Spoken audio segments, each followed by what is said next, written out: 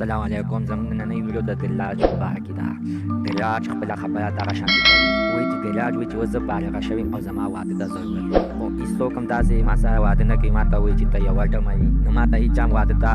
غاړه کېنښوده، نو زه اوس مجبوره شوې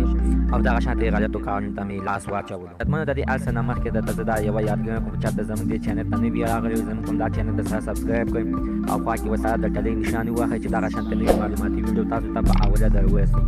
عزتمنو، دراج وایي چې یعنې زه اوس بالغه شوې او زما ته اوس د واده ضرورت دی، خو ما ته اوسه پورې داسې یو خلک خو میلاو نه شو، یعنې زما د مینې یو خلک خو میلاو نه شو چې یعنې زه ورسره واده وکړم. ولې ده چې د هغه یوه جینۍ چې بالغه شي نو هغه په خپل ځای کې دغه وایي چې یعنې زه واده وکړم او خپله زندګي سازه کړم، خو اوس داسې زما د خوښې خلک نشته چې زه ورسره واده وکړم، ځان ته خپله زندګي سازه کړم.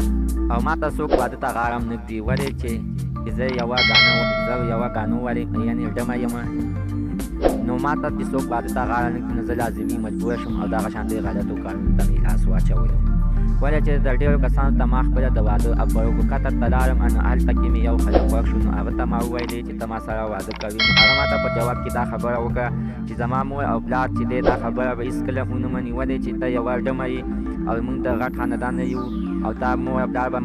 زما واده به تا سره یا وکړي او یا به ونه کړي. نو هغسې نه راواپس شولم چې خپل وطن ته راغلم او بیا د وطن نه زما دوباره تپس زما دوبۍ ته یو د دوبۍ په سټوډیو کې مې یو خلک خوښ شو، خو هلته کې ما ته هغه یو خلک ټینګار دغه شانتې خبره راته وکړه. هغه ما ته دغه شانتې وویلې چې زما مور او پلار که مو سره واده زما نه کوي،